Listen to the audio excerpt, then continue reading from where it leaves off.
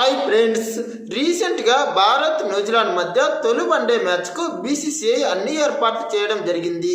ఈ మ్యాచ్ అనేది Varanasi international cricket స్టేడియంలో జరగనుంది. ప్రధానంగా ఈ మ్యాచ్లో భారత్కి గెలిచే అవకాశాలు ఎక్కువగా ఉన్నట్లు క్రికెట్ విశ్లేషకులు భావిస్తున్నారు.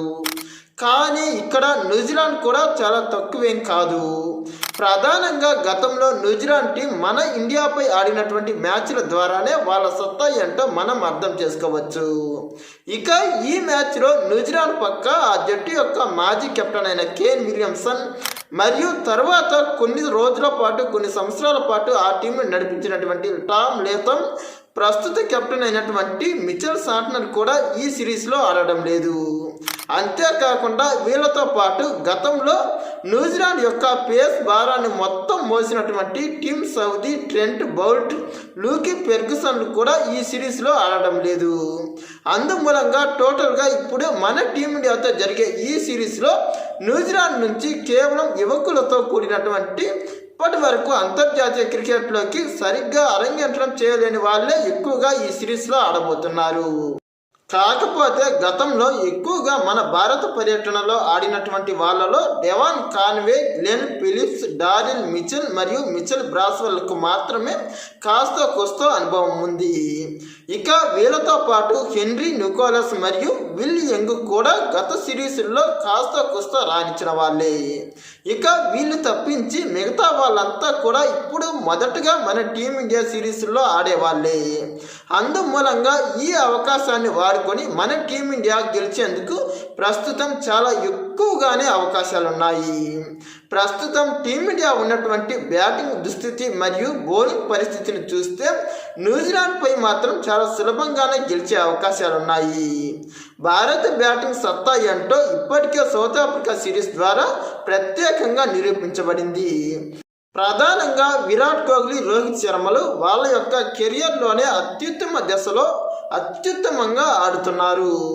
ఇక రీసెంట్గా జరిగినటువంటి ఆస్ట్రేలియా, సౌత్ ఆఫ్రికా వన్డే సిరీస్ల్లో వీళ్ళే మ్యాన్ ఆఫ్ ది సిరీస్లుగా నిలవడం వల్ల ప్రస్తుతం ఈ సిరీస్లో కూడా వీళ్ళే కీలకం కానున్నారు. ఇక గత సిరీస్లో కెప్టెన్గా కాస్త కూస్తో గొప్పగా ఉన్నప్పటికీ ఆటగాడిగా మాత్రం గొప్ప ప్రదర్శన నమోదు చేయలేకపోయినా శుభ్మన్ గిల్ ఈ సిరీస్లోనైనా ఈ తొలి మ్యాచ్లోనైనా ఎలాంటి ప్రదర్శన చేస్తాడో చూడాలి. ఇక అతడితో పాటు 4వ స్థానంలో బ్యాటింగ్ దిగబోయే శ్రేయస్ అయ్యర్ కూడా వెన్నునొప్పి గాయం వల్ల కోలుకొని దాదాపుగా 4 నెలల తర్వాత తిరిగి స్టేడియంలో అడుగు పెట్టబోతున్నాడు. మరి ఒకవేళ ఇప్పుడు తిలక్ వర్మ స్థానంలో శ్రేయస్ అయ్యర్ కనుక T20 వరల్డ్ కప్లో చోటు దక్కించుకోవాలంటే మాత్రం ప్రస్తుతం జరగబోయే ఈ వన్డే సిరీస్లో అతడు చాలా కీలకమైన గొప్ప ప్రదర్శన నమోదు చేయాలి. అంతేకాకుండా నెక్స్ట్ ఇయర్ 2027 వన్డే వరల్డ్ కప్కు సెలెక్ట్ కావాలన్నా ఇప్పటి నుండే శ్రేయస్ అయ్యర్ తన యొక్క అసలైన క్రికెట్ సత్తాను బయటకు తీసుకొని రావాల్సిన అవసరం కూడా చాలానే ఉంది. ఇక కేఎల్ రాహుల్ ఎలాగో గత సిరీస్లో గొప్ప ఆటనే ఆడాడు. ఇక భారత బౌలింగ్ దళం అనేది ప్రస్తుతం ప్రపంచంలోనే అత్యుత్తమంగా ఉంది. ప్రధానంగా ఈ మ్యాచ్లో భారత్ యొక్క స్పిన్ భారాన్ని రవీంద్ర జడేజా మరియు కుల్దీప్ యాదవ్లు మోయనున్నారు.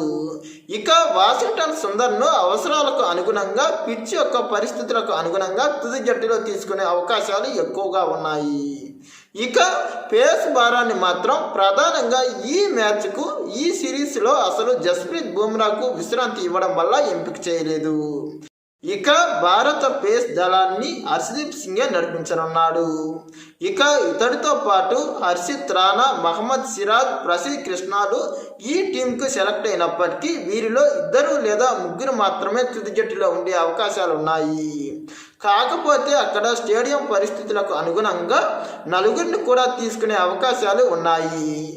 ఏది ఏమైనా వీళ్ళలో 2కి ఛాన్స్ ఇచ్చి ఇంకొకరి స్థానంలో ఆల్రౌండర్గా ఉన్నటువంటి నితీష్ కుమార్ రెడ్డిని తుది జట్టులో తీసుకునే అవకాశాలు కూడా లేకపోలేదు. ఇక ఇదే సిరీస్కు సెలెక్ట్ అయినటువంటి రిషబ్ పంత్ మరియు యశస్వి జైస్వాల్ తుది జట్టులో చోటు దక్కించుకోవడం అనేది కాస్త కష్టమైన అంశమనే చెప్పాలి. అలాగే మన తెలుగు క్రికెటర్ అయినటువంటి నితీష్ కుమార్ రెడ్డికి కూడా తుది జట్టులో చోటు ఉంటుందో లేదో అన్న అనుమానాలు కూడా చాలానే ఉన్నాయి. అంతేకాకుండా ప్రస్తుతం ఇదే సిరీస్కు ఎంపికైనటువంటి తిలక్ వర్మ టోర్నీ నుంచి అర్ధాంతరంగా వైదొలగడం కాస్త కలవరం పెట్టే అంశమే. మరి అతడి స్థానంలో ఎవరిని తీసుకుంటారో చూడాలి. ఇక ప్రధానంగా న్యూజిలాండ్ నుండి భారత్ను ఇబ్బంది పెట్టే మొట్టమొదటి ఆటగాడు డ్యారిల్ మిచెల్. గతంలో ఇతడు భారత్పై ఏకంగా వన్డే వరల్డ్ కప్లోను ఛాంపియన్ ట్రోఫీలోను 3 సెంచరీలు నమోదు చేశాడు. కేవలం 4 మ్యాచ్ల్లోనే ఇతడు 3 సెంచరీలు నమోదు చేశాడంటే భారత్ పైన ఇతడి యొక్క రికార్డు ఏ విధంగా ఉందో అర్థం చేసుకోవచ్చు. అంతేకాకుండా ప్రస్తుతం కెప్టెన్గా ఉన్నటువంటి మిచెల్ బ్రాస్వెల్ కూడా 2022లో ఒకానొక మ్యాచ్లో మన టీమిండియా పైన 130కే 8 వికెట్లు పన్న టైంలో అతడు ఏకంగా 338 పరుగులకు న్యూజిలాండ్ టీంను చేర్చి ఒకానొక సందర్భంలో న్యూజిలాండ్ టీంను గెలిపించినంత పని చేశాడు. నిజంగా ఆ రోజు అతడి యొక్క పోరాటం అనేది ప్రతి భారతీయుడు అభినందించకుండా ఉండలేడనే చెప్పాలి. మరి అతడితో కూడా చాలా జాగ్రత్తగానే ఉండాలి. ఇక అతడితో పాటు ప్రస్తుతం కొత్తగా వచ్చినటువంటి యంగ్ క్రికెటర్లు కూడా ఏమంత తక్కువ కాదు. ఇక గతంలోనే భారత పర్యటనలో అనుభవం ఉన్నటువంటి డెవాన్ కాన్వే, విల్లీ యంగులకు కూడా కాస్త ప్రమాదకరమైనటువంటి ఆటగాళ్లే. ఇక యంగ్ క్రికెటర్లుగా ఉన్నటువంటి వీళ్ళ యొక్క సత్తా సామర్థ్యం అనేది ఎలా ఉంటుందో ఇప్పటికే తెలియదు. ప్రస్తుతం ఈ న్యూజిలాండ్ టీంలో సెలెక్ట్ అయినటువంటి చాలామంది మొదటగా మన టీమిండియా పర్యటనకు వచ్చిన వాళ్ళే. కాబట్టి వీళ్ళ యొక్క అనుభవం లేని మరియు వీళ్ళ యొక్క ఎక్స్పీరియన్స్ లేని బ్యాటింగ్ మరియు బౌలింగ్ వల్ల భారత క్రికెటర్లు చాలా ఎక్కువగానే లాభపడతారని ప్రతి క్రికెట్ విశ్లేషకుడు అంచనా వేస్తున్నారు.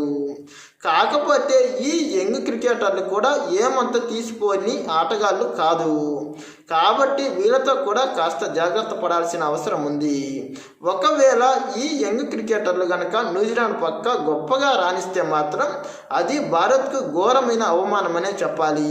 ఎందుకంటే అసలు న్యూజిలాండ్ టీంకు గతంలో ఉన్నటువంటి మాజీ కెప్టెన్ మరియు తర్వాత కెప్టెన్, నిజమైన కెప్టెన్ అందరూ లేకున్నప్పటికీ ఈ యంగ్ క్రికెటర్లు బి గ్రేడ్ టీంతో మన పర్యటనకు వచ్చి మనల్ని ఓడించిందంటే మాత్రం భారత క్రికెట్ అనేది కాస్త కలవర పెట్టే అంశమనే చెప్పాలి. మరి ఇలాంటి సవాళ్ళను కాచుకొని మన క్రికెటర్లు ఈ న్యూజిలాండ్ క్రికెటర్లను ఎంత మేరకు ఆపుతారో చూడాలి. ప్రధానంగా న్యూజిలాండ్ యొక్క పేస్ బౌలింగ్ నుంచి కైల్ జెమిసన్ మరియు జెమీ పోల్స్తో మన భారత బ్యాట్స్మెన్లు కాస్త జాగ్రత్తగానే ఉండాలి. అంతేకాకుండా కెప్టెన్గా ఉన్నటువంటి మిచెల్ బ్రాస్వెల్ కూడా తన యొక్క అద్భుతమైన స్పిన్ మాయాజాలంతో భారత బ్యాట్స్మెన్లను ఇబ్బంది పెట్టగలడు. మరి వీళ్ళతో పాటు మిగతా బౌలర్లతో కూడా కాస్త జాగ్రత్త పడి వీలైనంత వరకు వీళ్ళతో కాస్త ఆచితూచిగా వ్యవహరించి అవసరం వచ్చినప్పుడల్లా బౌండరీలు బాదుతూ భారత్కు మరింత మెరుగైన స్కోర్ని అందించి గొప్ప విజయాలను అందిస్తారని ఆశిద్దాం. ఇప్పటి వరకు వీడియో చూసిన వాళ్ళందరికీ ఒక క్వశ్చన్: ఈ రాబోయే న్యూజిలాండ్ సిరీస్లో ఎవరు ఎక్కువ స్కోర్ కొట్టే అవకాశం ఉందో మీ అభిప్రాయాన్ని కామెంట్ ద్వారా తెలియజేయండి. ఇలాంటి మరిన్ని ఇంట్రెస్టింగ్ వీడియోస్ కోసం మా ఛానల్ను సబ్స్క్రైబ్ చేయండి. ఈ వీడియో నచ్చితే లైక్, షేర్, కామెంట్.